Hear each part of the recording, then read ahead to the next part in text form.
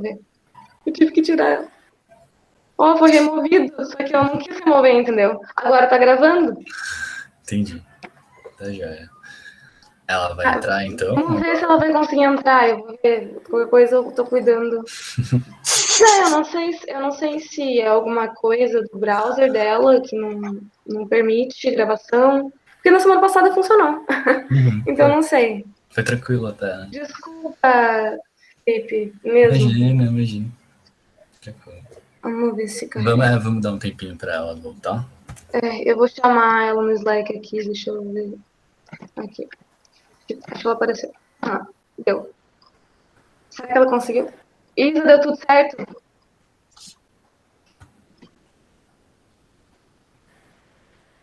Acho que deu, ela entrou, né? Aqui, né? Ela Tá bom. aparecendo. Tá, pode começar, eu vou desligar aqui meu áudio. Tá, já é.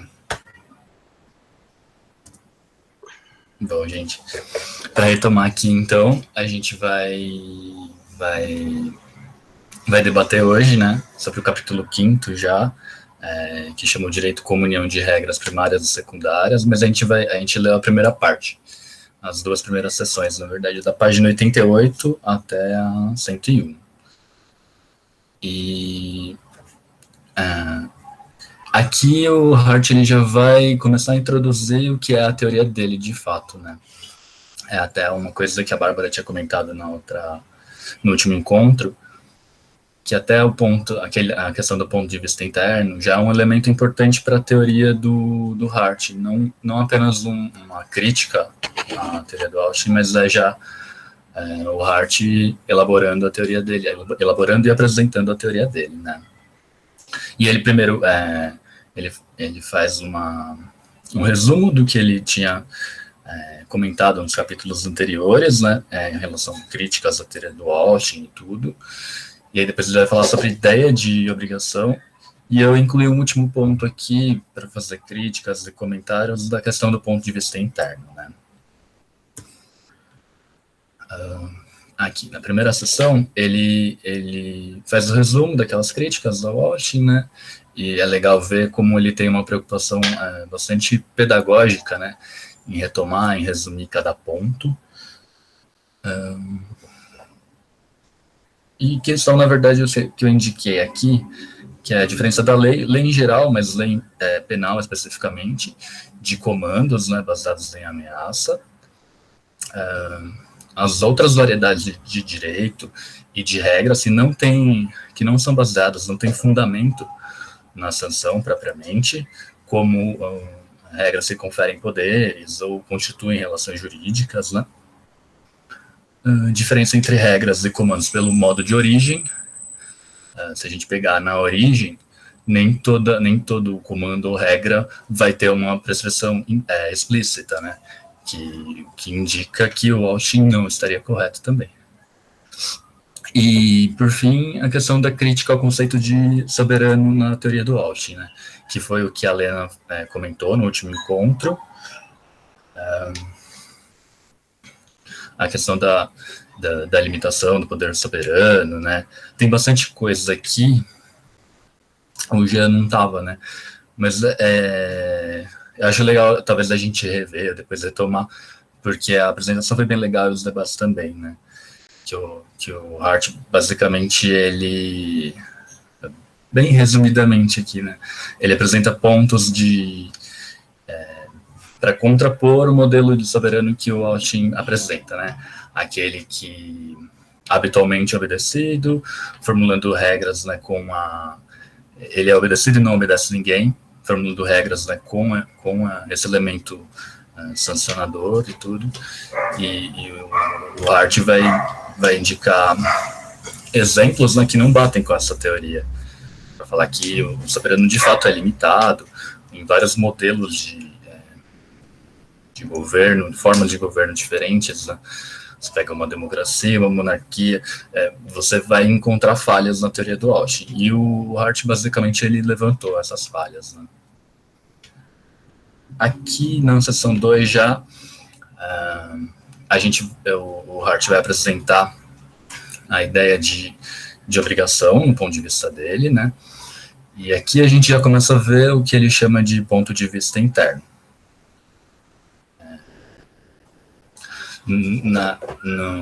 No sentido de indicar a diferença entre ser obrigado, né, ou ter uma obrigação, ter um dever. Um exemplo que ele retoma aqui é aquele exemplo do assaltante, né, armado, que vai... Desculpa, Felipe. Perdão, Bárbara, Os slides acho que não estão trocando. Agora trocaram. perdão. Agora Será que eu acho que eu não estou compartilhando a apresentação, né? Eu tô na dúvida aqui. Bom, qualquer coisa, se der algum problema, me avisa de novo, tá? Tá certo. Peraí, acho que voltou tudo. Tá na página aí? Tá na tela? Tá na seção 2 pra gente, mas tá aberto boa. no PowerPoint. Tudo certo. Tá, joia. Entendi. Eu não tô compartilhando a apresentação. Eu não sei direito a melhor forma. Eu sempre compartilho aquela última opção, se eu não me engano. Boa. Será que se eu mudar aqui... Como é que é o nome? Quais as opções que tem mesmo? Não vai atrapalhar a aqui né? tem uma janela e uma guia, né? Eu acho que tem que ser a tela inteira. A tela inteira, é boa.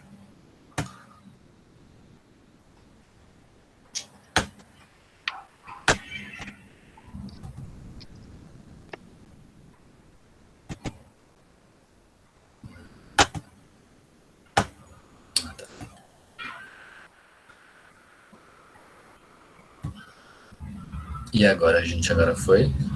Agora foi. Tá já. Bom, então, retomando, né, na seção 2 daqui, ele vai falar da ideia de obrigação. Partindo, é um exemplo que ele usa bastante, né? Eu até dei uma olhada no Austin para ver, bem rápido, assim, bati o olho, basicamente, para achar esse exemplo. Obviamente que não está lá no Austin, né? É um exemplo que está no Kelsen. O Hart aproveita esse exemplo do assaltante armado porque encaixa com a teoria do Austin, né? Ele é alguém emitindo um comando com base numa sanção. E aqui ele coloca esse exemplo de novo para contrapor o Austin, né? E indicar que na posição do funcionário do banco, de quem está entregando o dinheiro, a gente pode falar que ele é obrigado a entregar o dinheiro, né? Não há uma obrigação propriamente. E por que não? Qual a diferença, né, entre ser obrigado e ter uma obrigação? Para o Hart, e aí que entra o ponto de vista interno, né, a obrigação ela tem um elemento autônomo, é uma questão de postura do indivíduo perante a regra, né? Então ele reconhece a obrigação como uma atitude própria do sujeito que não se confunde com o medo ou a aversão da ameaça, da sanção, né? É como se no modelo do Austin a gente cumprisse a regra sempre por medo de ser penalizado, ser punido de alguma forma. E o Hart está trazendo um ponto relevante aqui, que não é sempre por medo da sanção que a gente se adequa ao que a regra pede, né? A gente pode ter uma relação dela com ela de obrigação, nesse sentido, que vai passar pelo ponto de vista interno, como a gente vai ver, né? Então, essa relação ele também aponta, né, além do campo jurídico, das normas, das regras de origem, de ordem jurídica, a obrigação no momento anterior ao momento pré-jurídico, digamos assim. E aí ele aponta a relação da obrigação com outros tipos de regras, né? Regras talvez religiosas ou de outra ordem de conduta geral, que geram hostilidade ou crítica por parte do outro, né? Por parte da sociedade em geral, mas ela também não é motivo para uma punição, exatamente. O Hart faz essa diferença aqui entre hostilidade crítica e a sanção propriamente, né? Com uma penalização física ou restrição de liberdade, algo do tipo. Porque aqui, no caso da obrigação, esse ponto aqui da pressão social é o fator que determina, né, a conduta do sujeito, para que ele cumpra a regra, né, para que ele se adeque à regra. O ponto de vista interno na teoria do Hart, na verdade, ele é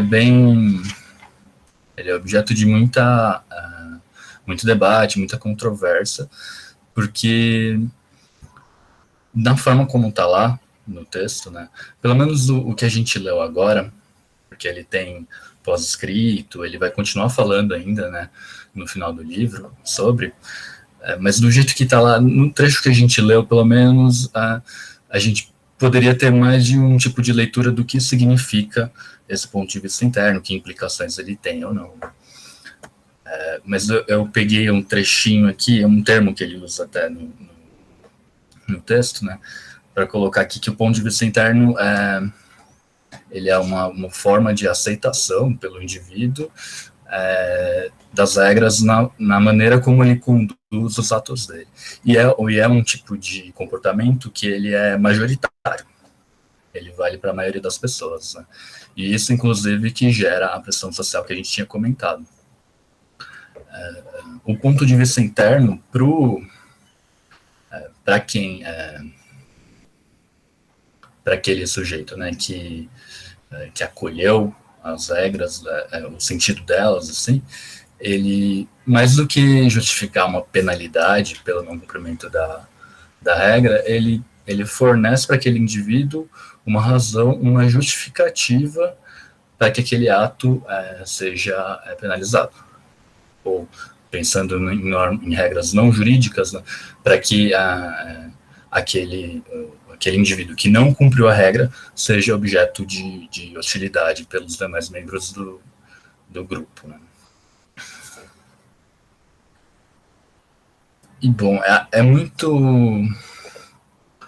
O debate vai longe, assim, né, tem muitas implicações. Eu tentei pegar alguns pontos aqui. Tem, por exemplo, um ponto que o Hart fala para diferenciar dever de obrigação, que eu deixei de fora, talvez não seja tão legal para a gente debater, mas uma leitura legal é a do Shapiro, né, o professor Shapiro, que ele vai apontar o ponto de vista interno como...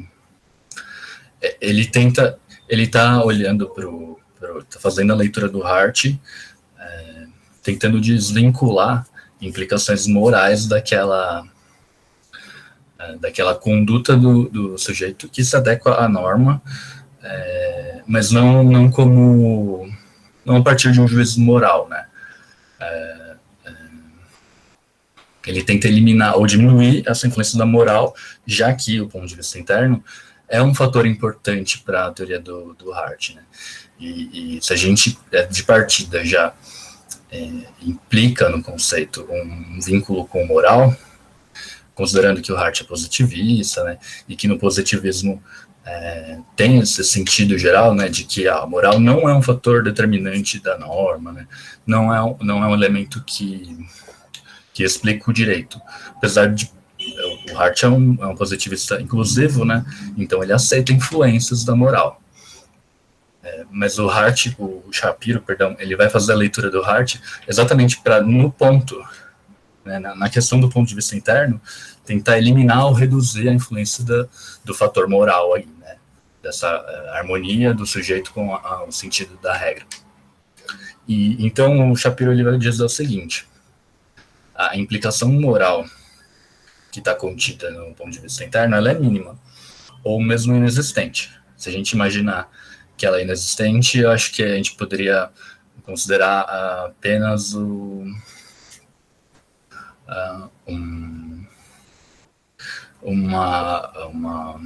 efeito cognitivo, né? É um reconhecimento cognitivo por parte do sujeito de que há a regra e ele sabe que se desviando dela, né, não cumprindo com o que ela pede, ele pode ser punido ou não, sofrer alguma sanção, e a partir daí ele decide. Mas não é uma avaliação moral, né? O sujeito, ele sabe que tem a lei lá, que cumprindo ela ou não cumprindo, ele pode sofrer consequências. Né? E talvez acho que a melhor leitura do Shapiro é para dizer que há uma implicação mínima, né? Porque não há, e isso está bem claro no Hart mesmo, não há uma avaliação do sujeito com relação ao teor de cada norma previamente, né, de cada regra. Ele não está ali avaliando se cada regra é justa ou não, ou então se faz sentido de acordo com uma determinada visão de mundo ou não. Para o Shapiro, essa implicação moral é apenas para o sujeito reconhecer que há um sistema de regras ali imperando naquela sociedade e não cumprindo, por exemplo, eventual regra daquele conjunto de regras, ele pode ser punido. No sentido de reconhecer a validade do sistema geral de regras como um todo. Mas é uma implicação bem pequena, né? Aqui a gente não tem muito um sujeito valorando se a regra é boa ou ruim, é apenas reconhecendo que tem um sistema de regras e sabendo, né? E de alguma forma acolhendo a pretensão dele de punir, mesmo a justificativa, né, quando há desvio, mas não obrigatoriamente concordando com cada norma, né, individualmente, com cada regra individualmente. E eu nem vi quanto tempo já foi aqui, gente. Bom, é para fechar também.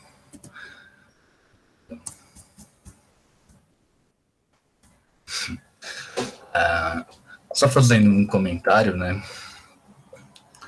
que tem até naquela primeira aula do professor André Coelho, estava no link do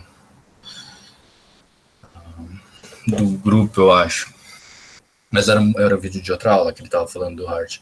Na primeira aula, o professor André, ele gravou uns 14 aulas, tem um monte de aula dele gravada sobre teoria do direito, né? E a primeira aula, ele apresenta um quadro geral sobre problemas e vantagens de teorias e tudo, num sentido bem geral mesmo, né, aplicável não só para o direito. Mas eu queria só fazer um comentário, né, trazer uma outra visão, além do que o Shapiro e do que o Hart estão trazendo. Primeiro, sobre a questão da implicação moral, né, como no direito, especialmente na teoria positivista, né, que é de longe a que melhor explica o direito, o nosso direito hoje, né? Mas como há uma certa afirmação da teoria em detrimento de outras áreas de conhecimento, né? Aquelas áreas interrelacionadas ali, elas acabam ficando de lado e a gente tenta se aprofundar sempre mais no direito. E eu acho que aqui, talvez, é que o professor Shapiro, ele rejeita essa leitura que eu vou fazer agora, tá? Inclusive, ele é um cara bem... parece ser gente boa, assim, é bem humorado e tudo, mas ele também é bastante irônico, ácido, assim. E no podcast dele, ele vai comentar, no artigo também, né, que essa leitura que eu vou apresentar, ela é errada, né, que ela não cabe. Que é de uma implicação moral maior, né, do sujeito perante a norma. Talvez nem pensando em moral aqui, talvez num sentido mais geral, inclusive porque o Hart também, ele menciona o termo em mais de uma passagem, a gente poderia imaginar essa implicação do indivíduo com a regra num sentido psicológico, mesmo econômico, sociológico, em uma interação com várias outras áreas para imaginar e pensar por que aquele sujeito acolhe, né, internaliza de fato aquela regra. E a partir daí usar ela como guia de conduta, né. Mas o Shapiro não concordaria, ele não concorda, ele claramente tem outra visão aqui. Mas imagino que isso poderia enriquecer a leitura, é uma leitura possível. O Hart, ele não é tão taxativo quanto o Shapiro quer fazer crer, assim, no texto.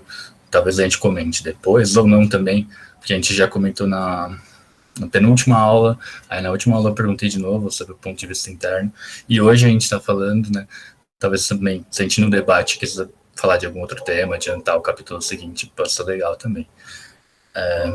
E uma outra questão aqui é que isso não é mais um comentário geral meu, da questão universalidade que toda a teoria do direito pretende, né? E aí, aqui o Hart ele faz uma indicação mais geral e aparece sempre como um modelo explicativo. Ele não está fazendo uma alusão a um fato histórico, nem é a pretensão dele. Mas eu acho que quando a teoria do direito, já com o que a gente tem hoje, né, no positivismo jurídico, desse corte do direito oposto, do direito positivo e da moral, quando a gente joga para um passado muito antigo, talvez nem tanto, né, se a gente pegar a Idade Média mesmo, a Antiguidade oriental, ocidental, talvez o corte com a moral e o direito seja menos claro, né? A coisa vai estar mais embaralhada, assim. O que não implica a gente imaginar o campo do conhecimento como uma área própria, né? É óbvio que a gente pode falar em direito a despeito da confusão que vai ter lá na antiguidade com religião e questões de outra ordem. A gente pode afirmar o direito, mas eu acho que esse recorte do direito e da moral, quando a gente joga muito para trás, não, então imagina a sociedade primitiva, sei lá, e tem um pouco disso, o Hart não está usando como exemplo histórico, tá? Ele não está afirmando que isso foi um fato, mas é muito comum, toda a teoria vai falar, imagina numa sociedade antiga, como era, e aí, por exemplo, ele cogita a possibilidade, né, num sistema primitivo, da gente já ver a divisão entre ponto de vista externo e interno, né. De fato, é um ponto teórico, né, ele está usando para construir o modelo dele, mas se a gente pegar estudo de antropologia, sociologia, a gente vai ver que isso é muito nebuloso, assim, né, em comunidade nativa ou povos indígenas, né? Não há essa diferenciação tão óbvia e clara entre comunidade e indivíduo, né? Às vezes é meio misturado. É um tema bem delicado também, não tem a implicação com o direito, ela é a partir de um recorte, né? Se a gente pegar e trazer tudo esse debate é longe. Mas também não é uma crítica, mas uma opinião, porque o Hart, né, destacando de novo, ele não está fazendo a afirmação de um modelo histórico, como foi, nem nada. Ele só está fazendo de passagem ali, indicando que seria talvez uma origem, né, da diferença entre obrigação, dever, e ponto de vista interno ali já. Eu acho que é isso. Eu já terminei aqui, vou parar de compartilhar a tela, gente. Eu acho, com sugestão, talvez. Bom, fiquem à vontade para fazer qualquer pergunta, comentário, mas acho esse tipo de discussão legal, né? Se bem que é mais genérica, assim, não é tão pontual quanto ao capítulo exatamente que a gente está lendo agora. Eu queria te agradecer, Felipe, porque eu achei muito legal os pontos que tu tocou, assim. Eu acho que tu foi muito fundo numa coisa que a gente acabou não falando desde o começo, e talvez o João vai concordar comigo, que é uma coisa que tem lá no começo, eu acho, da tese do Morbach sobre o positivismo como uma contradição, entre aspas, ao direito natural. E tu tocou, eu sei que esse é um dos últimos pontos que tu fez, mas eu acho que a gente poderia começar por aí, só para tomar como base de toda a discussão, que tu argumentou que seria, eu vou falar nas minhas palavras, tu falou muito melhor, tá? Mas basicamente que é difícil dizer que tempos atrás a gente tinha uma diferença entre direito e moral que fosse possível, né? Esse problema do direito oposto hoje é muito mais simples. Só que talvez antigamente fosse um pouco mais difícil de falar num positivismo jurídico e justamente tudo isso que o Hart consegue fazer de ponto de vista e tudo mais se baseia nessa ideia que ele tem de que o direito é isso aqui. A gente consegue olhar e pelo menos dizer que é uma entidade, entre aspas, né? Uma coisa separada da outra. Só que tem uma coisa interessante, e eu não lembro muito bem de todos os argumentos. Música bem aqui na frente agora, bem agora, né? Mas enfim. Do jeito dos argumentos, talvez o João, que tenha lido mais esse livro, saiba melhor do que essa parte, mas é que assim, Quando o Hobbes começa a desenvolver a teoria dele, ele também fala sobre direito natural, mas quando ele fala da teoria dele, e por isso que tem gente do direito natural que fala do Hobbes, também tem gente do direito do positivismo falando de Hobbes, porque ele separa as duas coisas, né? E ele diz, eu não sei se é o Eduardo que ele briga, por isso que talvez o João saiba, né? Que ele fala sobre, eu não sei se é com ele mesmo que ele briga, mas falando que não é simplesmente que existe. Ele dizia que era uma farsa isso que os operadores de direito faziam em invocar direito natural. Porque, na verdade, eles tinham um consenso, mínimo pelo menos, sobre o que o direito significava e de como eles deveriam operar, que não fosse tão arbitrário assim.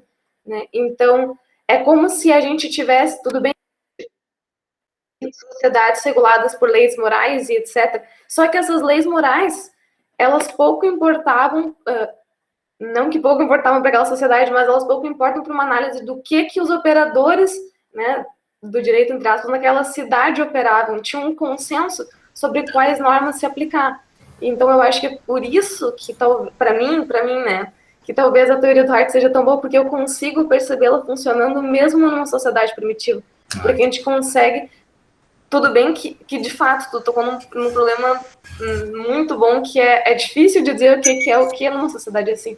Mas eu acho que justamente porque ele consegue dizer que, mesmo assim, como eu acho que foi o Hobbes que disse que isso que vocês estão fazendo é uma farsa porque vocês sabem que tem um consenso aqui, então vocês não estão apelando por uma coisa maior, vocês estão falando do que vocês sabem que existe ou do que vocês sabem que é reiterado já nas cortes, enfim. João, talvez você explique melhor isso do que eu.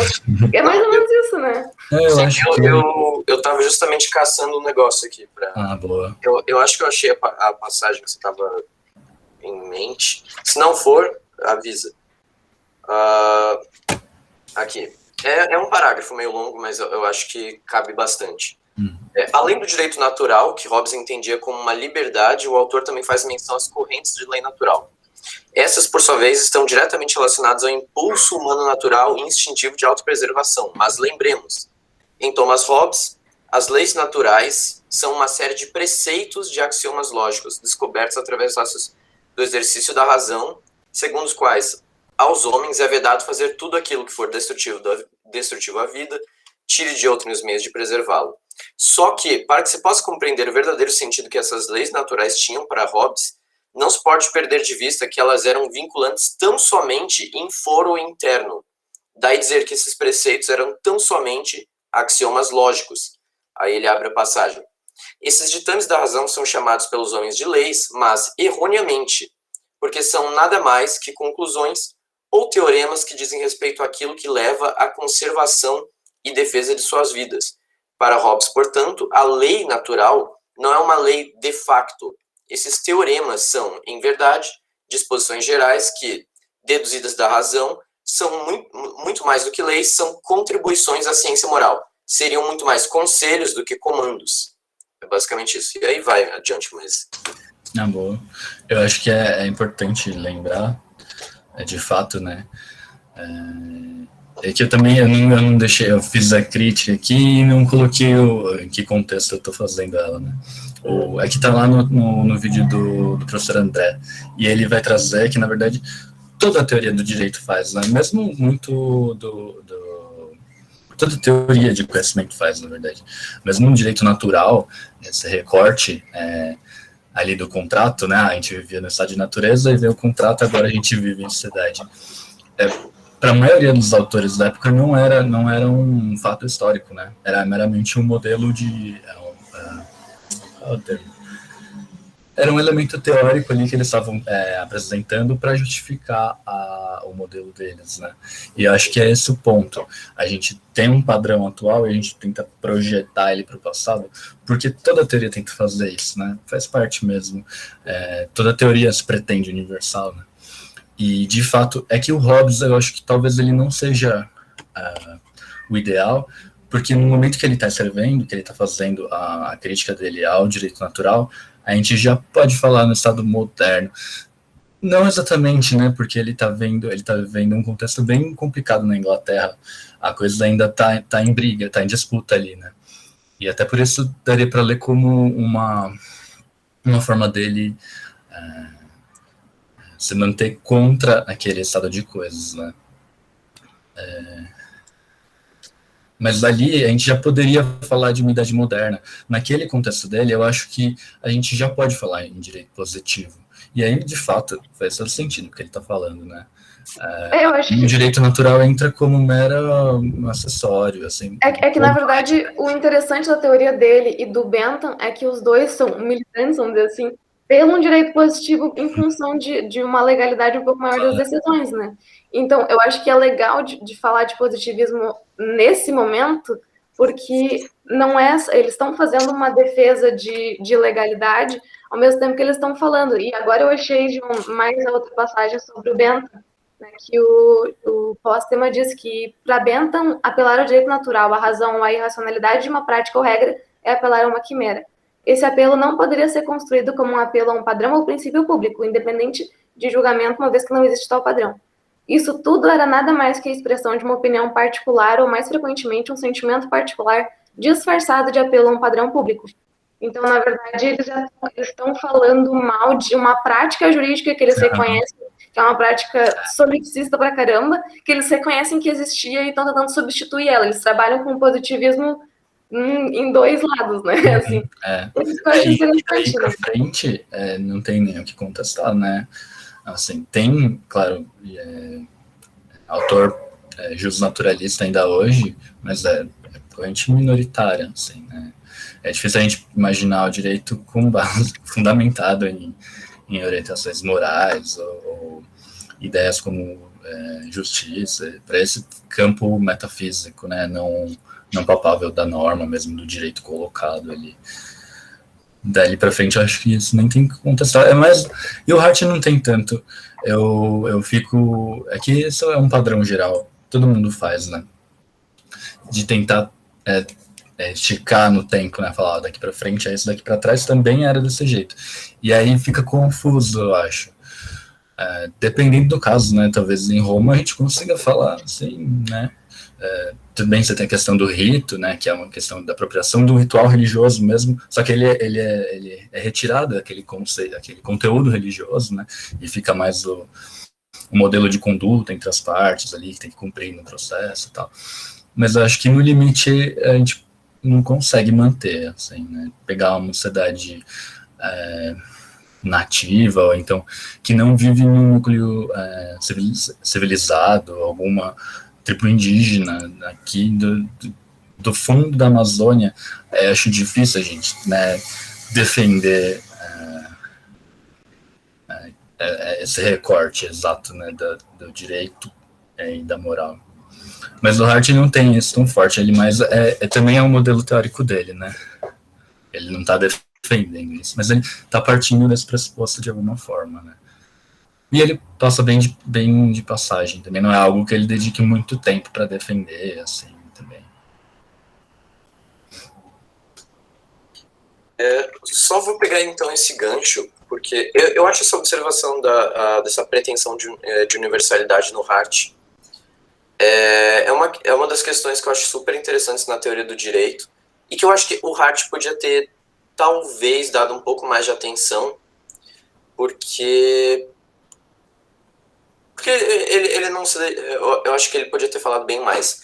Mas se eu fosse fazer uma defesa do Hart, assim, uma leitura bem caritativa dele, eu começaria retrocedendo um passo e começando assim vamos dizer, qual que era um dos objetivos, vamos dizer, qual que era um dos pressupostos metateóricos do Hart, assim. Quando ele está fazendo essa análise conceitual do direito, ele não está querendo, pelo menos nessa visão minha do Hart, ele não está querendo conferir normas para a gente usar adequadamente o conceito de direito. Ele não está querendo conferir uma definição do conceito de direito para a gente. Tem análises filosóficas que são dedicadas a isso, por exemplo, para não dizer que isso é um espantalho, assim. ou que ninguém defende essa visão. Por exemplo, sei lá, o caso, por exemplo, um caso bem recente o quilo.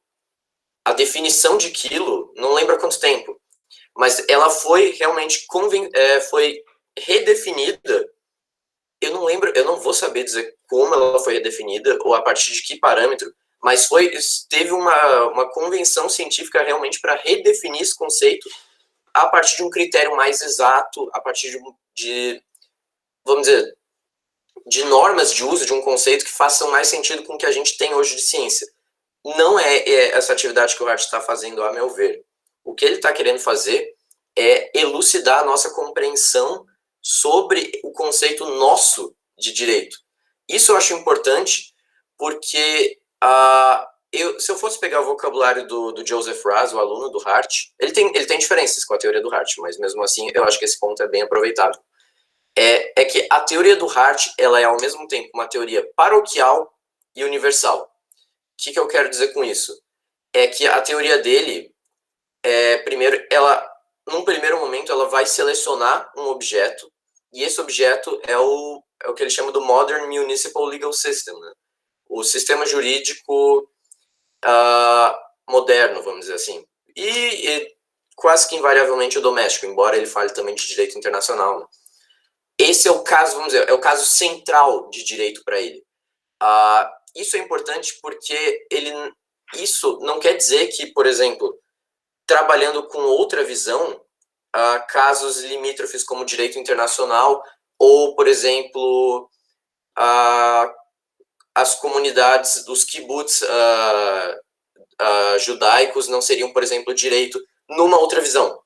É simplesmente que, considerando a visão do direito doméstico moderno como, vamos dizer, como nosso paradigma, como nosso recorte, é um caso limítrofe. Isso é importante porque é esse o sentido de universalidade que a gente tem no Hart, que primeiro, é um conceito que é paroquial, porque ele pega isso como caso central dele, e aí ele pensa, se eu universalizar isso, o que seria direito? Tanto no mundo real e, inclusive, fictício, falando no sentido fictício, né? O exemplo do direito de Rex, né? Que não existe em nenhum lugar do mundo, mas que é direito para os critérios colocados pelo Hart, né? Isso eu acho uma leitura, inclusive, muito interessante. Quem explica isso muito bem é não sei se vocês conhecem o Horácio Neiva. Ele é super ativo no Twitter também. Ele, na dissertação de mestrado dele sobre o Joseph Raz, isso aqui, eu não sei se minha câmera está invertida ou não, mas eu acho que, como é pela USP, o repositório institucional da USP não deixa você baixar as coisas. Eu acho que tem que ter alguma permissão, infelizmente.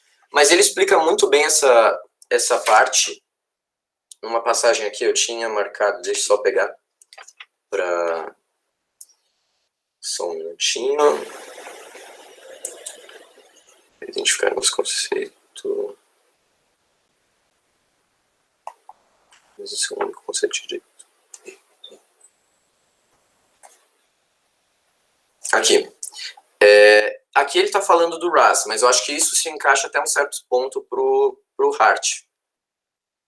Aqui ele vai dizer: o foco do Raz, no entanto, é na parcela de nossa cultura e de nossas tradições culturais que podemos identificar como nosso conceito de direito, entre aspas. Não se trata de entender essa cultura em termos mais básicos, físicos ou biológicos, mas sim de avançar a própria compreensão acerca do direito compartilhada na sociedade.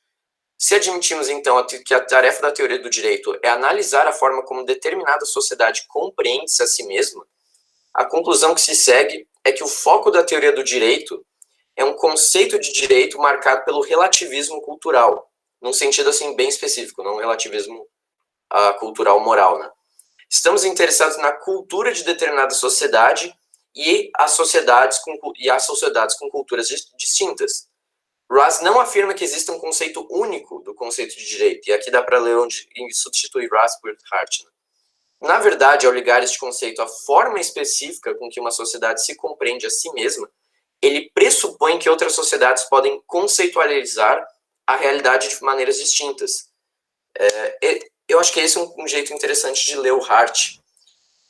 Mas isso, pelo menos, é a leitura caritativa que eu faço dele. Mas, mesmo assim, eu acho que pode ser feita uma crítica, que é o Hart, quando ele está fazendo isso, ele está invariavelmente colocando que, mesmo entre as pessoas que estão vivendo realmente em sistemas, nesse direito moderno, que as pessoas têm as mesmas intuições a respeito desse sistema, que elas compartilham de crenças muito básicas a respeito desse sistema, dessas coisas que a gente considera óbvias. E isso pode não ser na prática tão verdadeiro quanto muitos teóricos do direito acham, porque isso não claro, não são todos, mas a maioria desses filósofos são de um contexto anglo-saxão muito parecidos, né? Por exemplo, pode ser, isso tem um, eu vou até passar, tem um artigo muito bom do Valdenor Brito sobre isso, que ele fala que pode ser que essas intuições que a gente compartilha, essas intuições filosóficas básicas, sejam, na verdade, intuições de um povo weird, né? É o acrônimo que o pessoal usa para Western, Educated, Industrialized, Rich, Democratic. Ou seja, ocidental, educado, industrializado, rico e democrático. Em outros contextos, pode ser que essas intuições que a gente toma como fundamentais e básicas não sejam tão básicas assim, né? Então, talvez ela seja uma teoria universal, mesmo nesse sentido reduzido, num sentido mais fraco, né? Esse é um desafio que essas teorias com uma certa pretensão moderada de universalidade vão ter que enfrentar, né? Eu acho bem interessante. Eu não sabia da crítica do Valdenor Brito, né? Eu vou passar aqui o artigo. Mas eu acho que a tua leitura... A crítica, né, da universalidade não é uma das principais críticas, inclusive, do Dworkin? Essa que tu fez é uma das principais críticas do Dworkin ao Hart. É que eu acho que não é caritativa a leitura do João. De fato, tem pretensões de universalidade que são diferentes, né? E para o Hart, certamente não descrever o direito da pré-história até hoje, né? De fato, é num sentido mais horizontal para o modelo que a gente já tem, né? Chegando até os limites ali, direito internacional e costumes, né? Mas é um bom ponto mesmo. O Hart mesmo, eu cheguei a anotar ela, né? Ele fala assim: não defenderemos, na verdade, que onde quer que a palavra direito seja utilizada com propriedade, tenha de encontrar-se essa combinação de regras primárias e secundárias. Então, isso está na página 91 do livro, que está bem pertinho onde a gente está lendo.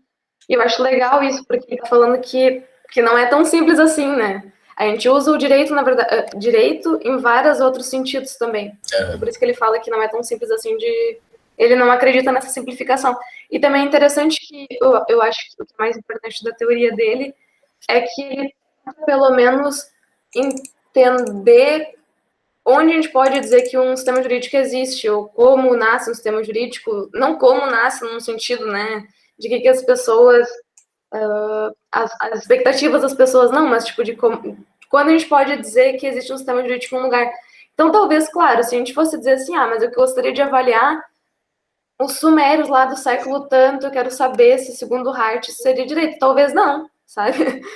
Dependendo de como é que era, que agora eu não vou me lembrar, a gente pode até falar que provavelmente não, né? Que nem o João falou, tem essa limitação de que não vai explicar tudo e qualquer coisa nesse conceito de direitos, né?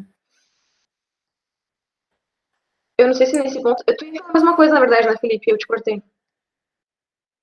Não, gente. Eu acho que é importante que o João, que você também comentou, Bárbara, que o que eu tentei levantar, na verdade, é que tá lá na aula do André, né? Sentido de, olha, nenhuma teoria, ainda que pretenda, ela sempre vai trazer vantagens, né, para a gente capturar e compreender um determinado elemento, uma coisa do mundo, direito, por exemplo, aqui, né, no caso da gente, mas ela também vai acabar cortando coisas ali que estão implicadas naquele elemento, porque não tem como, né, se ela abrir também, a teoria não é uma teoria, né, ela vai virar um conjunto de conhecimentos ali dispersos, tá? Então é da própria... tentativa de entender o fenômeno e formular uma teoria que a gente vai ter ali uma brecha ou outra. Você vai ter, não vai dar para capturar tudo e não vai dar para capturar o elemento no sentido total ou universal, né? Mas não tem jeito, não tem outra alternativa também. É o jeito que a gente tem para construir conhecimento e tal. Faz parte. É bem aquela metáfora que o André Coelho usa, né? Dos cegos tateando o elefante, né? Claro, eu acho que ainda dá para dizer que alguns cegos descrevem melhor o elefante que outros, né? Mas mesmo assim, sim, claro. Todos eles são uma imagem invariavelmente incompleta, né? Esse é uma coisa que a gente estava falando esses dias, né, João, sobre a verdade é que a gente ganha muito com a multiplicidade de teorias, a gente ganha muito com essas críticas que as pessoas fazem, e por isso que eu achei muito pertinente.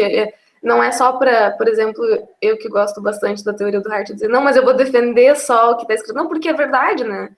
Em parte é verdade, e até bom que seja verdade, porque tem teorias que vão explicar isso muito melhor do que ele, né? Vão pecar em outras coisas. O Dworkin mesmo fala que o que o Hart faz é impossível, não existe uma teoria geral, o que existe é uma teoria que funciona para um país específico, que é o que ele se propõe a fazer na realidade, e depois ele até faz algumas pretensões meio universais, a gente vai perceber depois, mas o que ele tenta fazer, o Dworkin, é explicar o sistema jurídico de onde ele mora, por exemplo.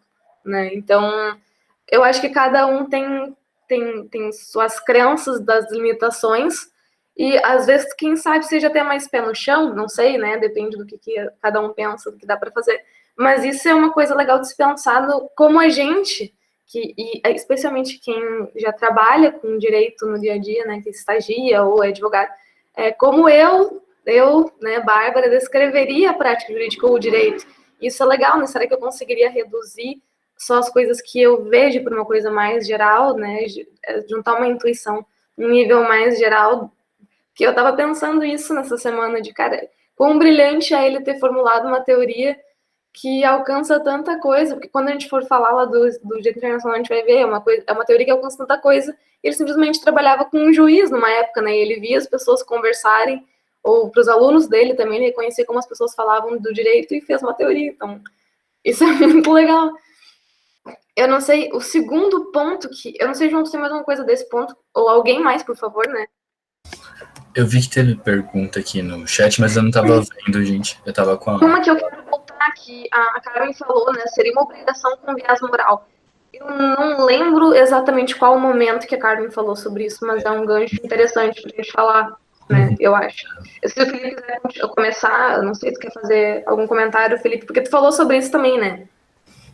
Eu acho que tem...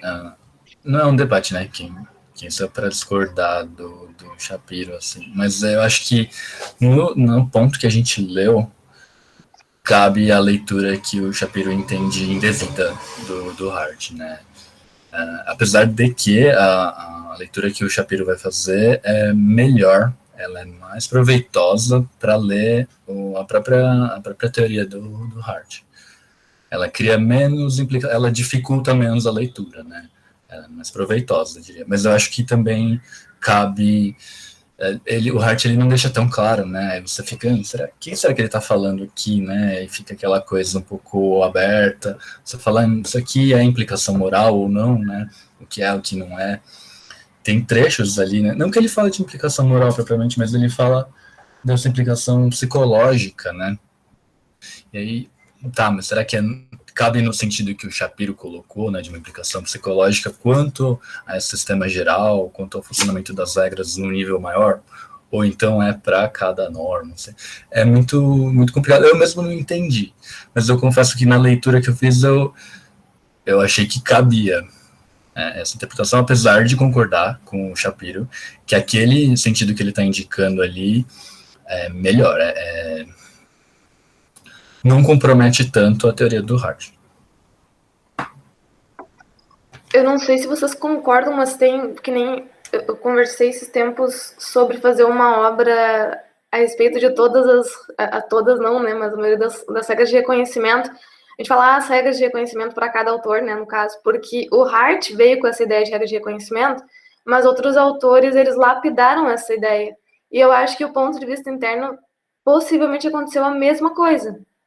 Né, que talvez o Hart tinha uma noção do que o ponto de vista interno era, E o Shapiro possivelmente tem outra, por mais que, né, óbvio, a gente olha e fala, essa aqui é a melhor luz da teoria do Hart, mas às vezes a gente sai tanto, não que seja o caso do Shapiro, que eu não acho que seja, mas às vezes a gente sai tanto dessa ideia, e talvez a nossa ideia seja melhor do que está no livro, né, a gente desenvolva melhor ela, que ela se torne um pouquinho diferente. Então, eu não sei o que a gente pode fazer, tipo, a gente pode criticar a teoria e também falar em termos de como a gente poderia entender melhor o ponto de vista interno, e aí que eu concordo com o Felipe, eu acho, se eu bem entendi, que eu não acho que as pessoas precisariam, então, ter esse ponto de vista interno a respeito de uma regra por vez, né?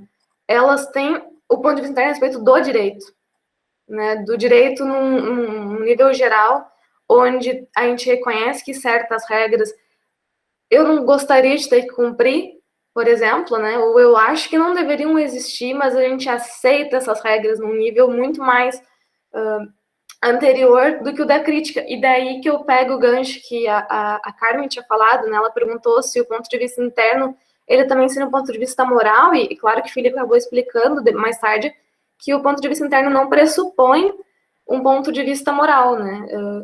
E também tem, eu vou deixar claro, ele falar também sobre isso, que eu acho que foi interessante que ele falou, mas de falar também é que o ponto de vista interno, para mim, não sei se para o Hart, tá? Ele não implica em avaliação moral e nem uma avaliação de, não sei, a gente pode ter avaliações morais a respeito do direito, se seria melhor ou pior cumprir as regras, mas eu acho que o ponto de vista interno é um nível anterior a essa avaliação, né? A gente não chega, a gente só chega na avaliação porque a gente talvez tenha esse ponto de vista interno, que a gente consegue perceber quais regras são, sobre que circunstâncias que são regras, né?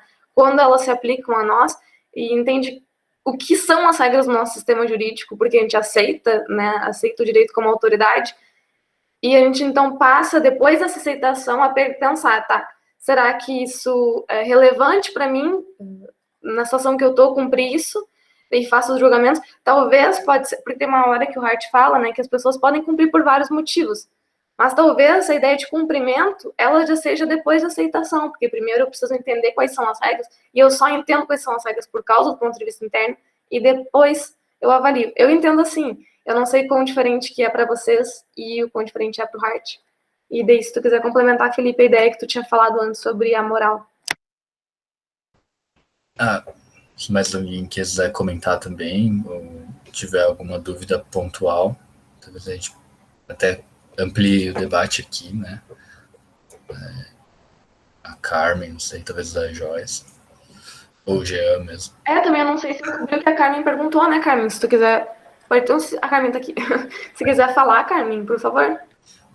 Não, era basicamente sobre isso mesmo, se o ponto de vista interno, ele se linkava à moral, que o Felipe acabou explicando que não.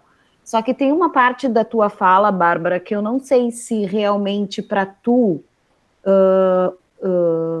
ter consciência de uma regra ou exercer fazer o que a regra te manda, se necessariamente tu tem que ter entendido ou concordar com ela.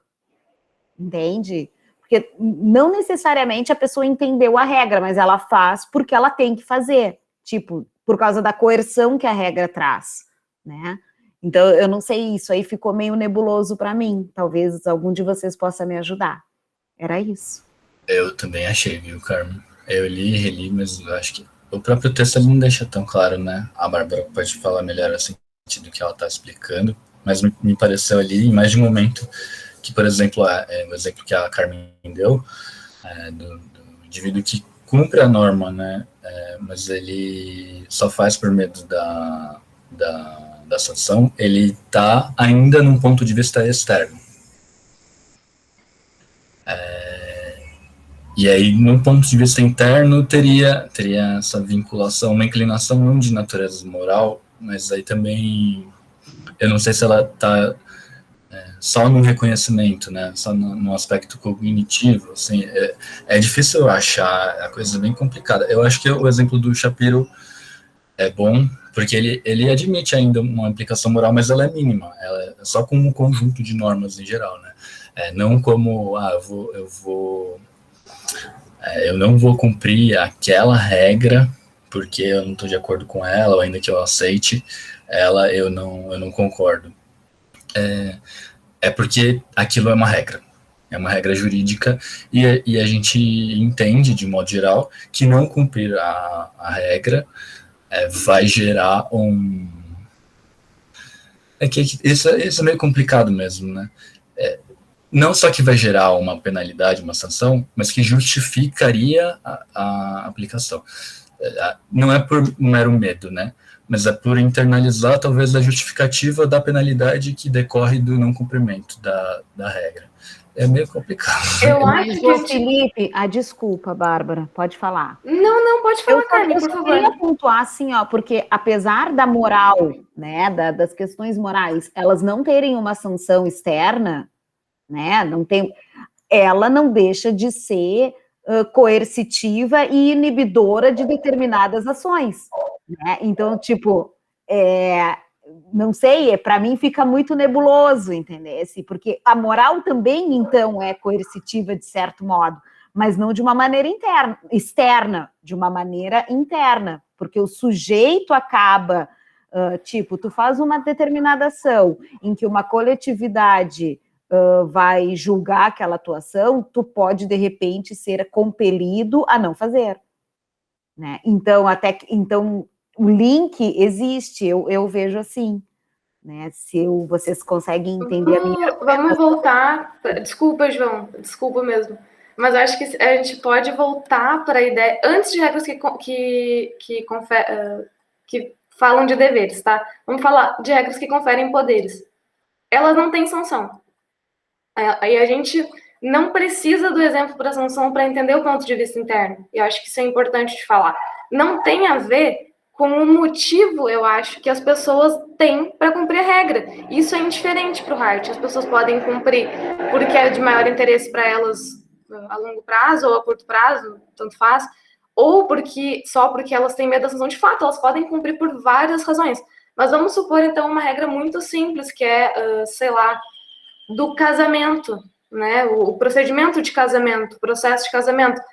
A gente internaliza o direito como autoridade de que eu preciso realizar esse procedimento para casar.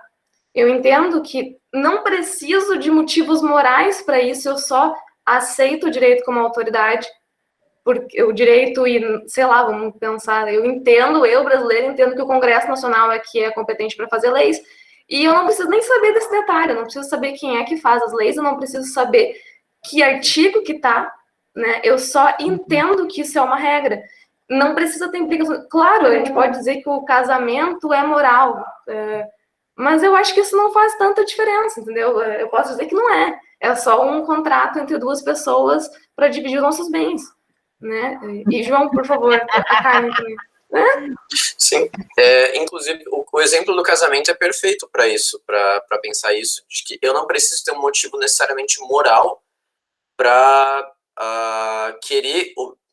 mesmo querer obedecer uma regra, tipo, e eu não preciso ter medo também de alguma sanção, como por exemplo essa regra, que não tem nenhuma. Eu posso ter simplesmente uma razão prudencial para isso, né? Que é um palavrão para algo que atende a seu interesse, basicamente. Diferente de uma razão moral, que é algo que eu tenho um dever por causa de alguma coisa. Pensa o exemplo do casamento. Pode ser, não é porque eu penso que é moralmente legítimo que eu registre o meu matrimônio no cartório. É porque eu quero que meu casamento seja, por exemplo, reconhecido. Isso não é nenhuma razão moral, é uma razão de atender um interesse restrito meu, por exemplo. É uma razão meramente prudencial, né? A gente não precisa muito menos falar de qualquer tipo de medo de ser punido. Não, pode ser que lá pode ser que eu seja punido por causa disso. Não, é simplesmente atender um interesse básico e saber que existe uma regra de que meu casamento vai ser, claro, em termos muito grosseiros, né, mas tem uma regra que se eu registrar o meu matrimônio de forma tal e tal no cartório, ele vai ser reconhecido pelo direito, né? Que não impede o indivíduo de atribuir um valor moral para aquilo, né, para aquele fato, mas não implica que o direito tenha relação com aquele valor moral que está no indivíduo, né? Ele não pressupõe isso.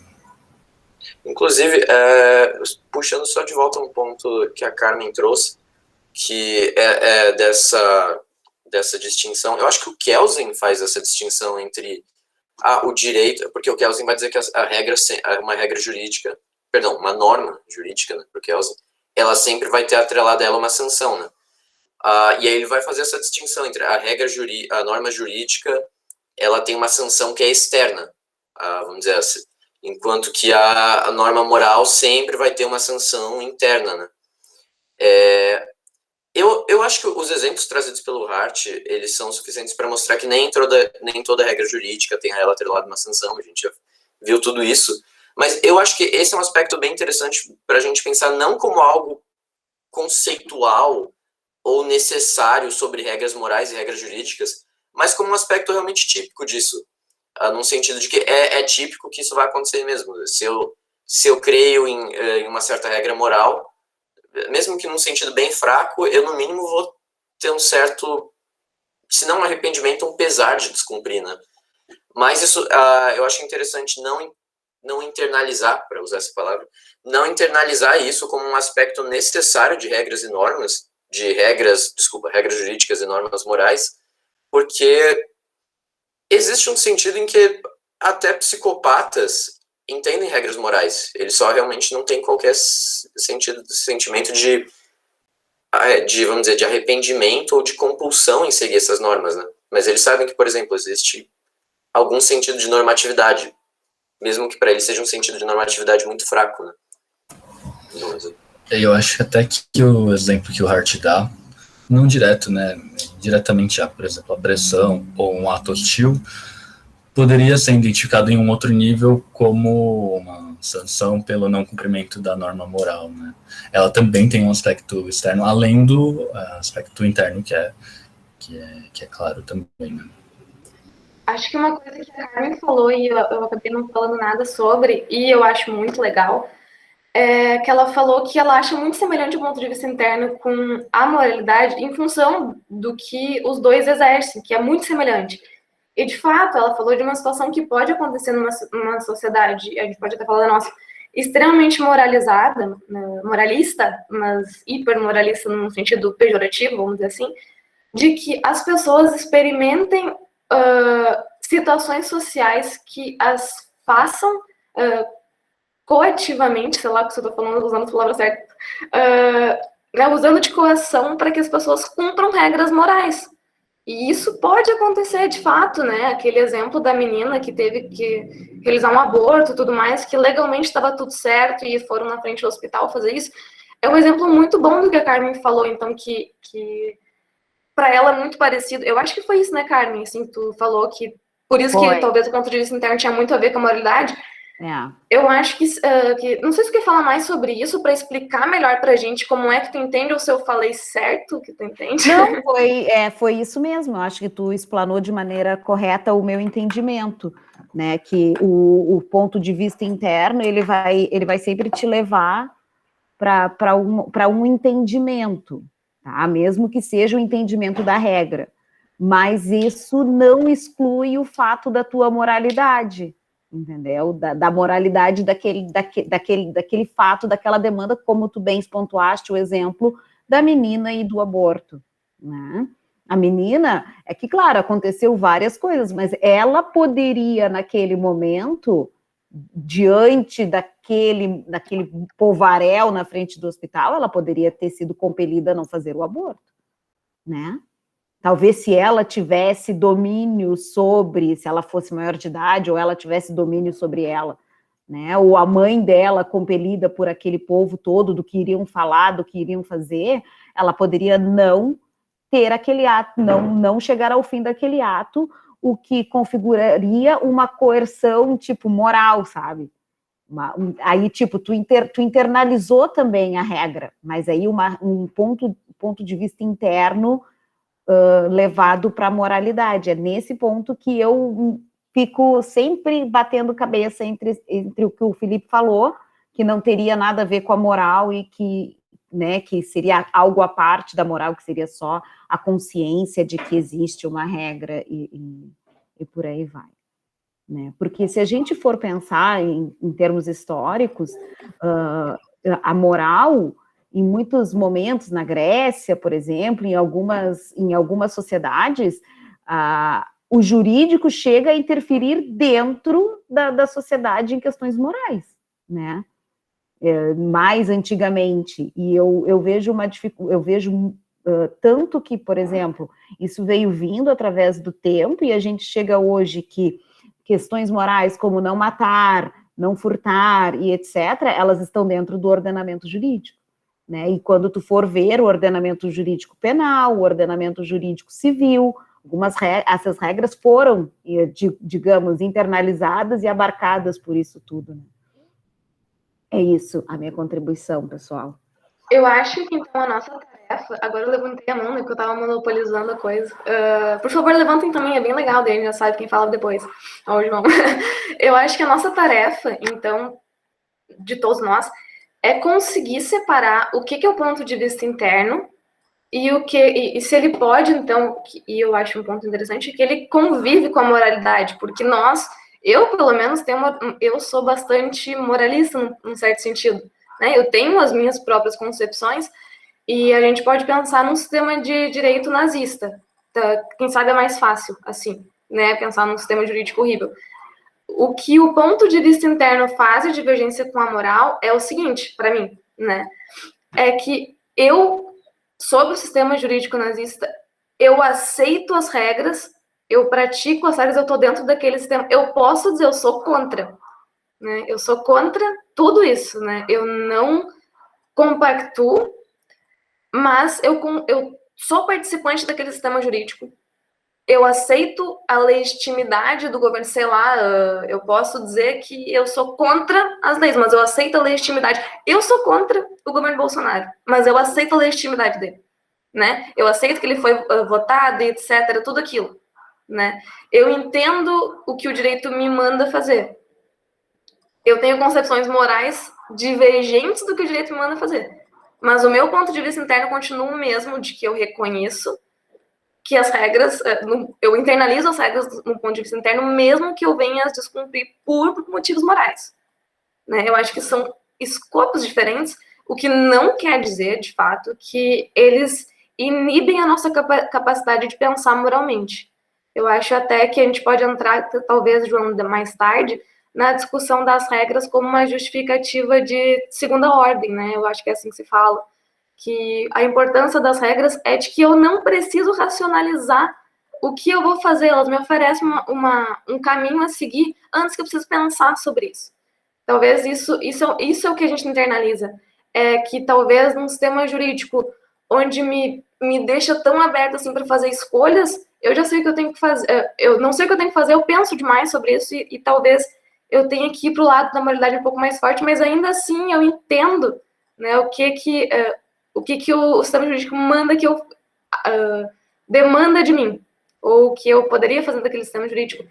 E o sistema jurídico mais completo, vamos dizer, ele já oferece todas essas razões de segunda ordem, quem sabe o João pode explicar melhor, que eu não preciso, né, em toda situação que eu vou ter, por que caminho eu decido. Por exemplo, se eu estou andando numa via movimentada, numa escola, tem uma escola de crianças perto, e eu sei que elas vão cruzar a rua, eu posso demorar um tempo para entender que tem uma escola ali perto e baixar a velocidade quando chego ali perto, né?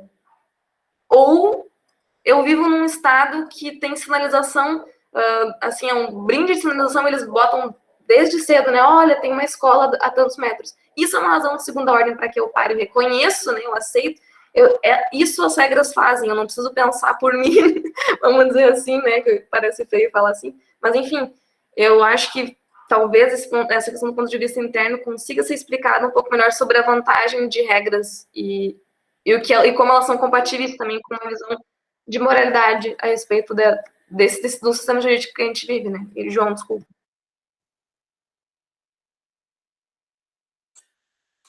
Deixa eu baixar aqui. Não, eu só queria, então, antes só pontuar sobre o exemplo que você deu por exemplo, de discordar moralmente do governo Bolsonaro, mas falar da legitimidade dele. Eu acho que esse ainda ele já é um caso que eu acho que ilustra perfeitamente bem, mas... Peraí, estão conseguindo me ouvir? Eu acho que deu uma queda aqui. Não, tá tudo certo. Tá, acho que agora voltou, né? Tá tudo certo. Tá. É que travou tudo aqui. Travou até a minha câmera, enfim. Eu acho que esse já é um caso bem interessante para mostrar um caso, vamos dizer, um caso misto, um caso cinza desse ponto de aceitação de uma regra num sentido forte e em sentido fraco, né? Porque, por exemplo, é um sentido de que você rejeita moralmente, vamos dizer, algum decreto baixado pelo presidente Bolsonaro, mas que num sentido ainda macro, pelo menos é assim que eu entendi quando você falou de legitimidade, mas num sentido macro, por exemplo, o sistema jurídico brasileiro ainda tem legitimidade, no sentido de que você não só sabe que existem regras jurídicas lá, mas que você internaliza elas, no sentido de que elas dão razões para você agir. Né?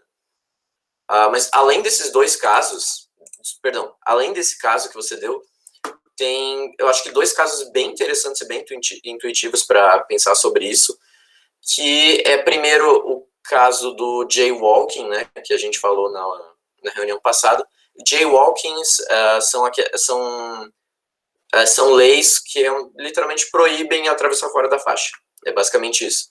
Essas leis, elas existem, por exemplo, em Nova York, se não me engano, e elas, basicamente ninguém é multado por isso, mas em teoria existe uma regra para isso, as pessoas sabem disso, ninguém liga para essa regra, vamos dizer assim.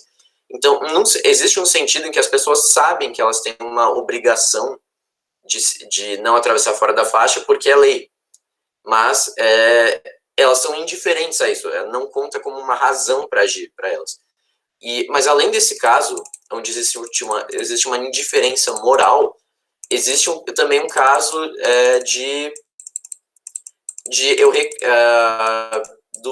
por exemplo, dos anti-maskers, das pessoas que se rejeitam a usar máscara em um estabelecimento fechado. Elas fazem isso, claro, você pode fazer isso porque você acha que não tem justificativa científica e tudo mais, mas além dessas pessoas, existem pessoas que fazem isso por um motivo, vamos dizer assim, de desobediência civil, né? Fazem isso por não quererem seguir essa regra. Quando elas desobedecem essa regra, é justamente porque elas aceitam que existe essa obrigação jurídica, num sentido fraco, né? E isso eu acho que mostra o porquê o sentido, a leitura do Shapiro, desse ponto de vista interno, eu acho que é tão apropriado. Porque faz sentido você dizer que essa pessoa sabe que existe essa obrigação e justamente por causa disso que ela fala, eu não vou usar essa máscara dentro desse restaurante, por exemplo. Porque ela tem porque dá para distinguir uma aceitação, vamos dizer, uma internalização dessa obrigação jurídica de simplesmente da aceitação da existência dela. Né?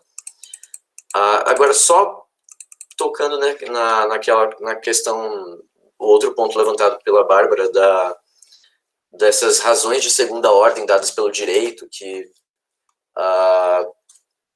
basicamente um vocabulário bem coisa do Joseph Raz, não é tanto do Hart, mas eu acho super interessante para pensar esse assunto da relação entre direito e autoridade, porque eu lembro que a Bárbara tinha colocado como o direito fornecendo razões para a gente agir, e que são razões diferentes das razões morais que a gente tem, ou qualquer outro tipo de razão, para a gente não precisar pensar pela gente mesmo toda vez. Parece engraçado pensar nesse ponto de vista, mas é basicamente isso, porque imagina por agora que simplesmente todas as nossas regras jurídicas deixam de existir. A gente ia ter que ficar fazendo um malabarismo de diferentes razões que a gente tem toda hora, para todo momento. E pode ser que realmente, se a gente tenha, por exemplo, se a gente fosse pessoas extremamente sagazes, com raciocínio rápido, isso não fizesse uma diferença muito grande, porque a gente sempre age da maneira correta e de forma rápida. Mas isso não é o caso para a maioria das pessoas, né? Vamos dizer, na maioria das vezes é interessante que exista algum sistema para coordenar a nossa ação, partindo do pressuposto, claro, que esse sistema vai coordenar a nossa ação de um jeito que reflitam esses interesses, essas diferentes razões que a gente tenha, e que faça isso de uma maneira que faça, vamos dizer, no geral, eu agi melhor do que se eu agisse individualmente por mim mesmo, né? Esse é um jeito interessante de pensar sobre isso. Mas um outro jeito interessante, eu não sei se a Bárbara queria tocar nesse assunto, eu tive uma impressão que sim, mas eu posso estar errado, é sobre o sentido psicologizante que isso tem na gente, no sentido de que o fato do direito ser uma autoridade que realmente fornece esse tipo de razão, que não vai ser contada com as outras razões que a gente tem, mas vai substituir essas outras razões, vai excluir e substituir por essa nova razão, pode ser também tem um efeito negativo também, tem um custo moral alto às vezes, né? É só pensar naquele experimento clássico eu acho que é do Milgram, não sei se estou errado, aquele psicólogo que fez aquele experimento eles falam, ele explica, eu acho que a maioria deve conhecer aqui, mas eu acho que em economia passam sobre isso, mas eles colocaram um cartaz lá, um anúncio falando que era um experimento sobre qualquer outra coisa, enfim, qualquer pretexto, mas o experimento era basicamente o seguinte, eles tinham uma sala com uma pessoa, essa pessoa estava sentada numa cadeira, com, sei lá, alguma coisa no braço, tipo uns fios no braço. Essa pessoa não conseguia te ver, porque você estava do outro lado de fora da sala, com um espelho, e lá nessa sala ia ter o assistente, perdão, na sala ia ter um cientista, e você ia manipular essa máquina que você acreditava que ela ia dar um choque na pessoa dentro da sala. Mas o que você não sabia é que, na verdade, a pessoa dentro da sala, ela não foi selecionada randomicamente. Ela era o assistente do professor, e o professor que te dá a ordem de dar o choque, ele ia ficar sempre falando isso. Ele ia dá o choque nele agora. Aumenta o choque. Vai aumentando cada vez mais. E a pessoa dentro, claro, ela não estava realmente recebendo choque, mas ela estava fingindo que estava recebendo choque, falava, implorando para o cara parar, que ele era cardíaco, que não sei o quê. E o que eles perceberam nesse exercício é que, porque você tinha uma autoridade, naquele caso uma autoridade tanto prática quanto epistêmica, porque, pô, o cara é um psicólogo, um professor, PhD, psicólogo, ele deve saber o que ele está fazendo, ele não vai matar o cara, né? Mas, se fosse uma pessoa realmente levando esses choques e cardíaca, provavelmente mataria. Mas o que eles foram notando é que, se você recebe essa ordem de uma autoridade, você normalmente cumpre. Você exclui todas as outras razões morais que você tem, no sentido bem rosiano disso, né? E segue vamos dizer, a regra, a diretiva autoritativa que a gente tem, né? Então é interessante pensar nesses dois sentidos. O que esse aspecto autoritativo das regras jurídicas, né? E as implicações morais que isso traz também, né? No sentido de que, vamos dizer, a transição de uma sociedade sem direito para uma sociedade com direito, claro, ela traz muitas coisas positivas, mas também traz custos morais consideráveis, né, pra gente.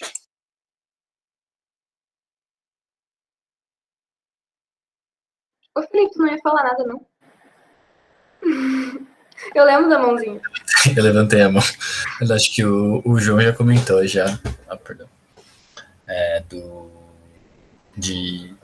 Do ponto do direito fornecer razões, né? Eu acho que aí tá bem alinhado mesmo com a leitura do Shapiro, do Hart, né? Do ponto de vista interno.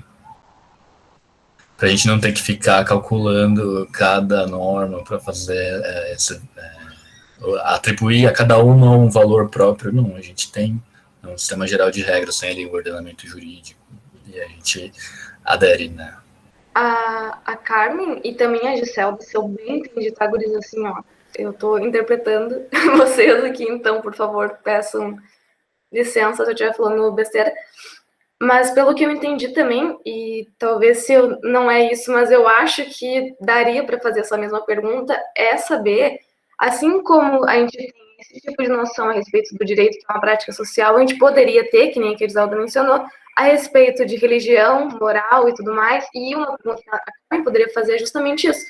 Então, será que a gente não poderia ter um ponto de vista interno sobre a moral, né? Se a gente aceita, se funciona da mesma maneira, E é aqui que eu não sei se a gente conseguiria diferenciar, assim, eu não acho que o Hart está falando que a gente tem um ponto de vista interno só em relação ao direito.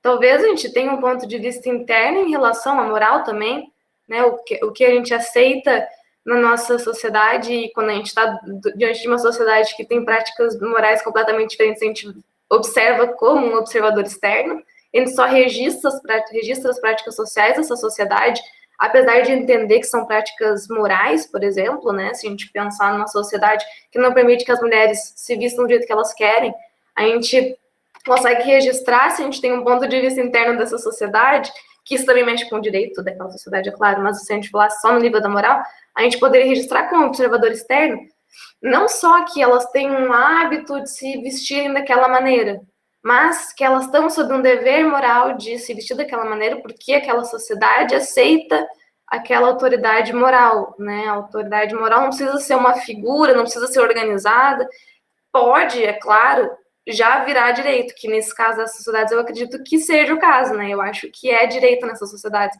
Mas a gente pode falar de práticas que não são direito, que eu imagino que a gente também pode ver do ponto de vista interno ou adotar um ponto de vista externo do observador. Eu não acho que o ponto de vista, e essa é a minha interpretação do Hart, não acho que o ponto de vista é uma coisa que a gente só tem em relação ao direito. Eu acho que a gente tem em relação a outras práticas sociais, talvez porque seja a natureza que a gente tem frente a práticas sociais. Eu entendo isso. Não sei se vocês estão contemplados pela pergunta que eu fiz, e eu não sei se vocês entendem a resposta que eu teria para ela, né? Se faz sentido o que eu falei, né? Gurias, assim, se vocês quiserem adicionar alguma coisa, tá? Senão a gente passa para outro ponto, alguém quer falar mais alguma coisa, vou baixar minha mãozinha.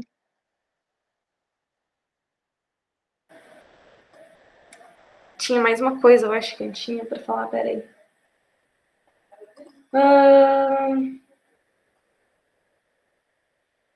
Sim, eu não sei. O que mais falta aí, gente, para vocês? Vocês anotaram alguma coisa diferente? Não sei se para mim falta.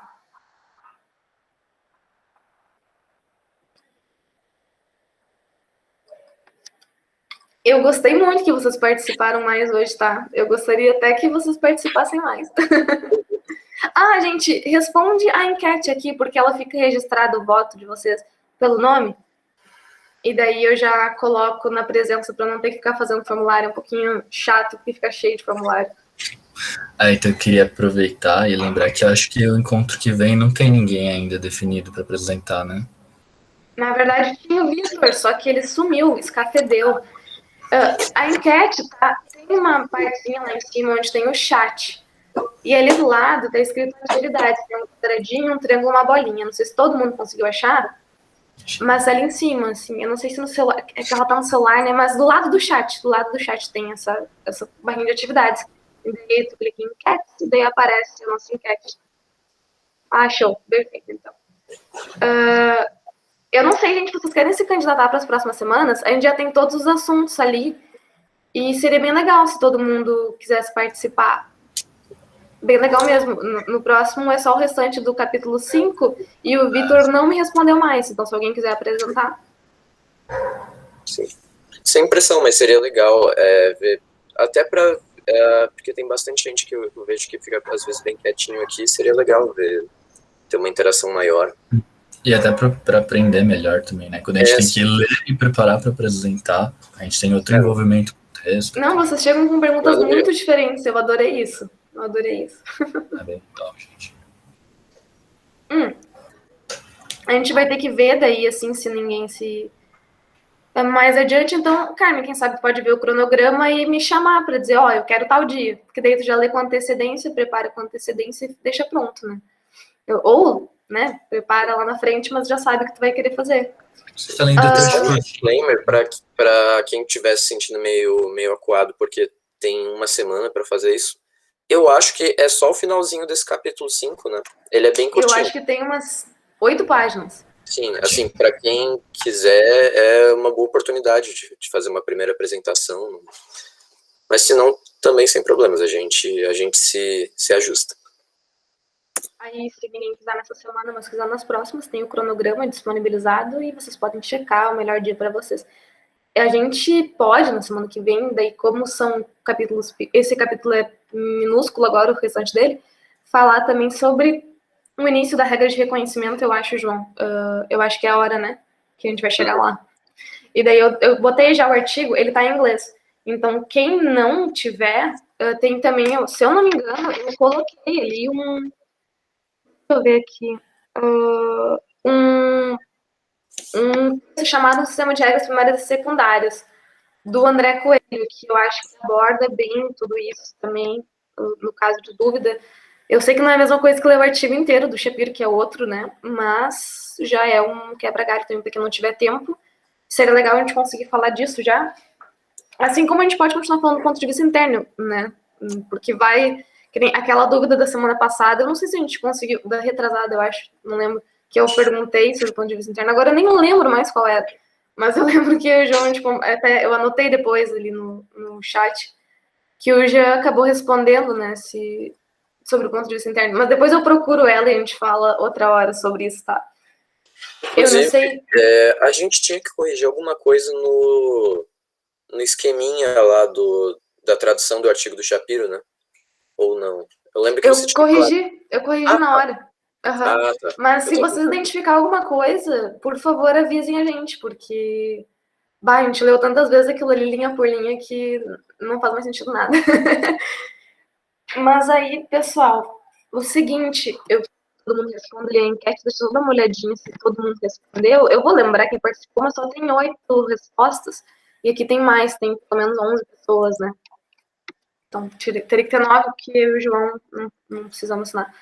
Mas, deixa eu pensar. Assim, a respeito da semana que vem, então, a gente tem o texto, que é o final desse capítulo, e já também sobre regra de reconhecimento, se vocês não gostarem de ler inglês, não conseguirem, leiam o do André Coelho, e se vocês não quiserem ler só o do André Coelho, pode buscar na internet ou qualquer coisa assim, que vai aparecer o que é regra de conhecimento para o Hart, né? Tem muita gente que escreve sobre isso. E uma coisa que eu encorajo vocês a fazer é não ser simplesmente concordar com o que o Hart fala. Uma coisa que o Felipe fez muito bem hoje é propor várias outras visões sobre a teoria do Hart, que são até mais desenvolvidas do que a própria teoria dele, né? A gente poderia ler melhor a teoria dele sobre um certo enfoque e tudo mais. É sempre bom, eu achei muito legal. O que a Lana fez também sobre a questão do soberano, muito show. E ela, infelizmente, não pôde estar aqui hoje, né? Agora, eu tinha visto no começo que ela não entrou. Mas Gurias, que eu tô vendo aqui, Gurias e o Rodrigo também, que já tá bastante tempo com a gente, por favor, apresentem, a gente vai adorar. A Thalita, eu sei que entrou agora também e tá se familiarizando com o assunto, mas eu acho que, assim, é bem tranquilo, porque são 8 páginas e vocês não precisam vir e apresentar e dizer assim, eu entendi tudo que ele falou. Vocês podem, inclusive, dizer, né, isso aqui eu não entendi, porque daí vai ser melhor, porque a gente vai acabar vendo tudo, vai ter mais questões para abordar. A apresentação não é para vocês se familiarizarem 100%, é para vocês chegarem com a gente, né, pra gente se familiarizar junto, eu acho. E na semana que vem tem essa... A Gisela falou, eu posso tentar para a semana, não sei se ela falou tentar apresentar, ou se ela falou só sobre ler.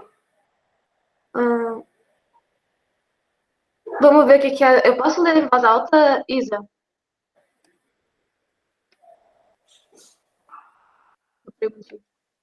Em relação a essa experiência, é como se existisse um limite onde as pessoas acatam as regras ou ordens de alguém que ela acredita ter autoridade para isso. Mas, ao mesmo tempo, tem um ponto onde isso não importa, porque cede, tipo se a pessoa soubesse que mais um choque mataria ali. Então, pensando nisso, que leva a existir esses limites. Não sei se faz sentido, não consegui concluir se isso é relevante. Não, capaz, deixa eu só ler um pouquinho. Não sei, João, se quer responder, porque eu leio em voz alta e eu não consigo pensar. Eu fiz a mesma coisa, eu tava só ouvindo. Peraí, um minuto então, 1 minuto.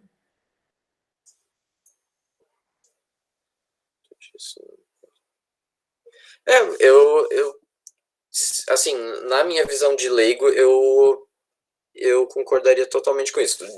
Visão de leigo, porque eu não sei psicologicamente o que acontece na nossa cabeça nessas situações. Mas eu diria que tem alguma relação com pressão de grupo, com deferência, com todas essas coisas. O que a gente vai fazer, o que a gente faz para não ter que parar a nossa vida para pensar sobre algo, a gente vai fazer, né? Vamos dizer, evitar não só no sentido de evitar custos, né, mas a gente está sujeito às mais variadas pressões, né. Eu diria, e o que eu acho interessante num caso como esse, é que é uma interseção muito boa entre empiria, entre o papel de uma autoridade, como que uma autoridade funciona, e entre o fenômeno da banalidade do mal, né? Essa ideia de acatamento de ordens, não como algo sem um raciocínio moral por trás, mas onde esse raciocínio moral está meio que, vamos dizer, meio amortizado, vamos dizer. A pessoa pode realmente chegar, sei lá, vamos supor, ela passou por todo esse experimento, depois ela talvez tenha chegado em casa e desabafado tudo isso pro cônjuge dela, de que, foi horrível, achei que eu ia fazer o quê, eu fiquei lá só eletrocutando o cara, alguma coisa assim. Não quer dizer que ela não tem intuições morais por trás disso, de que ela não sente nada, de que, bom, eu fiz só meu dever e tá tudo bem. É um fenômeno muito mais complexo que isso, né? E que provavelmente tinha um limite, né? Provavelmente se esse médico entregasse uma arma e fala, agora mata ele, provavelmente ela sairia andando de lá. Eu quero imaginar que sim, pelo menos. Né? Mas provavelmente acontece algo desse tipo, né? Mas é bem interessante para pensar sobre essas implicações reais, né, da autoridade.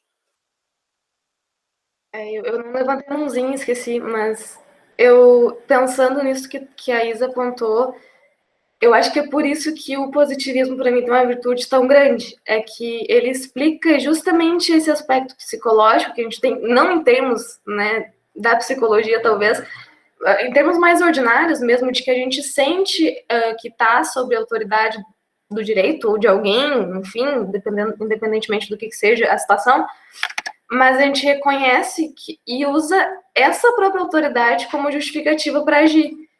E talvez o anarquista, quando ele fala de reconhecer esse problema do direito, ele está vendo como um problema, o que não é exatamente o que o positivo está falando, que ele está descrevendo para a gente, né? Para mim, uma gente que pensa criticamente a respeito disso, eu posso olhar para isso e falar, puxa, o que o Reich está falando é verdade, sabe? É muito verdade, a ponto de eu querer rejeitar completamente esse aspecto do direito, sabe?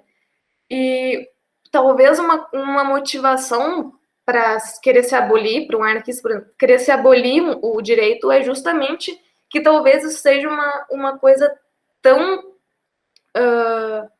essencial do direito que não vale a pena a gente ter uma sociedade com direito em função disso. Vamos dizer, para uma pessoa que está pensando criticamente sobre isso, né? Talvez a gente poderia avaliar se de fato isso é uma característica essencial do direito. Eu acho que acaba sendo, pelo jeito que o direito funciona, né? A gente acaba se relacionando dessa forma, com ele delegando essa autoridade que a gente tem de vontade para o direito. E se eu adotar uma visão um pouco mais pessimista a respeito do que isso implica, eu gostaria de que isso não acontecesse, né? Eu gostaria de rejeitar o próprio direito. Então, eu acho que a base do anarquista, ou a base de até, não sei, simpatizantes, pode ser justamente essa, né? E o que é interessante do livro sobre o tribunal do Eichmann, né? A banalidade do mal, que o João falou, eu acho que tem a ver com isso. Ela fala em termos legalistas, ela não critica, se vocês notarem o livro, a Hannah Arendt, ela não critica, né, tudo o que está acontecendo, ela faz uma descrição do processo e quão é horrível tudo o que está acontecendo, desde o momento a gente, né, olha e pensa que é horrível, ela está sentada lá, como uma mulher judia, ela está sentada documentando o que ele fez, e depois sentada documentando o que o Tribunal de Nuremberg fez, né, de achar uma razão moral para dizer que o direito nazista não importa agora. Então, que é engraçado, né, a gente tem... E a força das razões morais também sobre direitos é importante, talvez a gente falar mais adiante, né?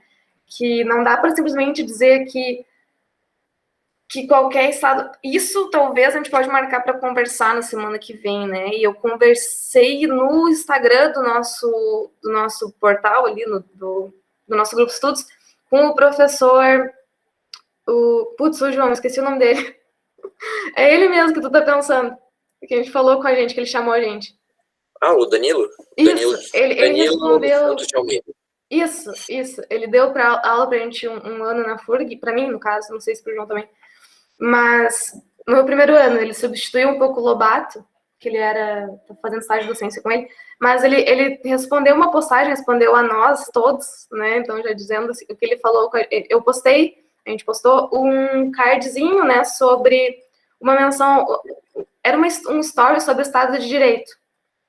E o story falava, né, que para o Jeremy Waldron o Estado de Direito, que na verdade não é do Estado de Direito, é Rule of Law, né, o Império do Direito, ele surge para coibir os abusos do próprio direito, né, da própria lei, no caso. E também o Jeremy Waldron, ele fala que, na verdade, não é para coibir os abusos da própria lei, se não me engano é isso, mas do abuso do poder político. E é muito legal pensar sobre isso, porque ele comentou, eu não sei se o João chegou a ver, mas ele comentou assim, ele falou sobre o problema de olhar para isso e entender, que é justamente o que a Isa falou, de pensar que uma pessoa que no caso de não aceitar os limites do Estado de Direito, tipo, para ela isso não importa. Para ela não existem limites. E é legal também de entender que isso não é só um motivo, porque ele falou do fascista, que supera os limites do Estado de Direito, que não está operando mais no Estado de Direito. E depois eu falei, mas tem também, eu não sei o que ele respondeu, mas eu lembro que eu falei assim, a gente pode pensar também no Tribunal de Nuremberg, que também não respeitou os limites do Estado de Direito, se a gente pensasse na legalidade, então, para dizer que o Estado de Direito nazista não existiu, que não é base legal por o que aconteceu depois, a gente vai condenar essas pessoas, mesmo que ao tempo do que elas cometeram, aquilo era lei, elas agiram dentro da lei, apesar de moralmente condenáveis. Então, o Tribunal de Nuremberg, e a Hannah Arendt fala sobre isso, né? O Tribunal de Nuremberg, na verdade, ele passou por cima de um Estado de Direito moralmente justificando, né, que não, olha só, existem limites que mesmo a lei não poderia ter cruzado, né, ou em justificativa do que a lei poderia ter cruzado. Isso é legal de pensar, né? Talvez só o positivismo permite que a gente pense nesses termos. Não sei o que vocês acham, né? Para mim, o naturalismo, na verdade, o naturalismo antigo, eu não sei o naturalismo de agora, né? O João pode estar mais a par dessa discussão. Mas isso é uma coisa interessante, porque a gente pode estar sempre ou do lado do Estado de Direito quanto contra, mas entendendo o que isso significa. E é legal, né? Entendendo que limites existem, mas será que isso importa? Tipo, até quando que importa? Isso é muito legal, essa discussão. Eu vou anotar para a próxima semana. Eu acho que o justnaturalismo, num caso extremo desse, ele conseguiria lidar com essa situação também, mas é no sentido de que ele diria que isso não é direito, né? É aquela fórmula de Radbruch, né? De que o direito injusto tem sua validade negada ou qualquer coisa assim. Eu ainda não sei. Eu só queria... Aquela lei injusta não é lei, né? É isso. Eles ainda têm isso, só para saber. Essa aí é bem justnaturalista. É lex injusta não é lex, né? Essa é do Santo Agostinho. Mas tem a fórmula de Radbruch também, que é aquela que o Alex defende, né? Que é, deixa eu ver. Mas é basicamente essa mesma ideia. A ideia, como que era? Eu queria achar a formulação certa aqui, mas eu não vou conseguir achar agora, eu acho. Mas é basicamente uma tese fraca do positivismo, do antipositivismo. Tem aqui uma, tô vendo se carrega tempo. Mas eu achei interessante pensar também esse aspecto do direito como uma autoridade que fornece essas razões de segunda ordem, com base esse último comentário da Giselda também, né? Aqui ela falou que selecionar vidas que fiquem vaga em UTI, tipo essa cadeira. Esse é um sentido também, não só o direito, é claro, mas o direito por excelência, ele vai servir também, não só em situações banais, como, por exemplo, que lado da estrada andar, né? Que, por exemplo, aí é só uma questão, vamos dizer, é amoral, é irrelevante saber qual lado vai ser convencionado, se o lado direito ou o lado esquerdo. Mas, inclusive, para criar protocolos para quando você não quer decidir moralmente, né? Quando os dois lados são... É um dilema, né? Os dois lados são horríveis. Eles estão, vamos dizer... Não quer dizer que não tem uma resposta correta, mas que você sabe que você vai provavelmente falhar moralmente, né? num desses casos. E aí é uma das outras funções interessantes do direito, de novo, partindo do pressuposto de que agir conforme o direito vai, pelo menos assim, no geral, nos fornecer a resposta moralmente correta. Ele fornece esse serviço moral para a gente, né? O Joseph Raz, até, que tem toda essa ideia de razões de segunda ordem, ele vai falar justamente nisso, numa concepção do direito como serviço. O que o direito faz, basicamente, é fornecer um serviço para a gente. Um serviço de decidir decidir de forma autoritativa essas questões morais ou de coordenação de convenções, né? Eu acho interessante. E a gente convive com isso no dia a dia, né? É algo abstrato, porque todo o trabalho do Raz é altamente abstrato, mas que a gente pode ver nas coisas mais ínfimas da nossa vida, né? Eu vou reservar essa discussão também para a semana que vem, quem sabe, para a gente falar sobre a regra de reconhecimento, que talvez seja até interessante, né?